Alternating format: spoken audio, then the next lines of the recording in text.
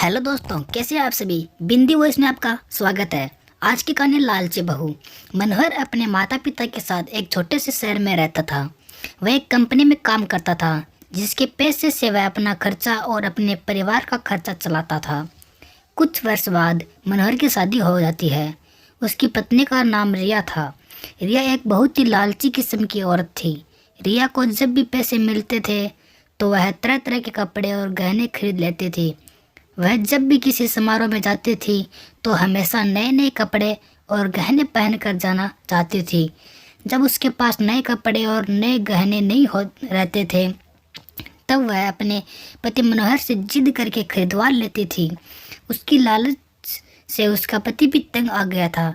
मनोहर रिया को हमेशा समझाया करता था कि हमारी कमाई उतनी नहीं है कि मैं तुमको हर समारोह में जाने के लिए अलग अलग तरह के कपड़े और गहने खरीद कर लाया करूं। मगर रिया उनकी बातों को मानने के लिए तैयार ही नहीं होती थी। एक दिन जब रिया किसी समारोह में गई थी तब उसकी एक सहेली मनीषा उसके घर पर आई। मनीषा ने रिया की सास से उसके बारे में पूछा। रिया की सास ने मनीषा को सारी कहानी बताई। रिया को सबक। मनीषा ने जब रिया को सबक सिखाने के लिए एक योजना बनाई, वह रिया के घर से सारा राशन लेकर चली गई और राशन के डिब्बे में अपने गहने और नए कपड़े लाकर भर दिए। जब रिया समारोह से वापस आई तब वह किचन के डब्बों में गहने देखकर बहुत खुश हुई। शाम हुआ। जब रिया खाना बनाने गई तब उसे राशन नहीं मिला।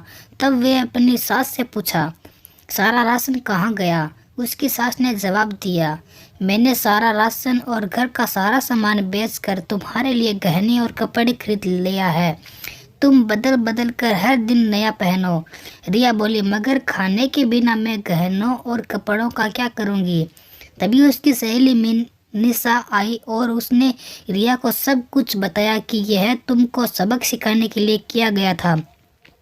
अब रिया को समझ में आ गया, जीवन जीने के लिए सबसे ज़्यादा ज़रूरी भोजन होता है, ना कि बदल बदल के गहने और कपड़े पहनना। रिया अब अपने पति के कमाई के अनुसार ही सारा काम करती थी और वह खुशी खुशी रहने लगी।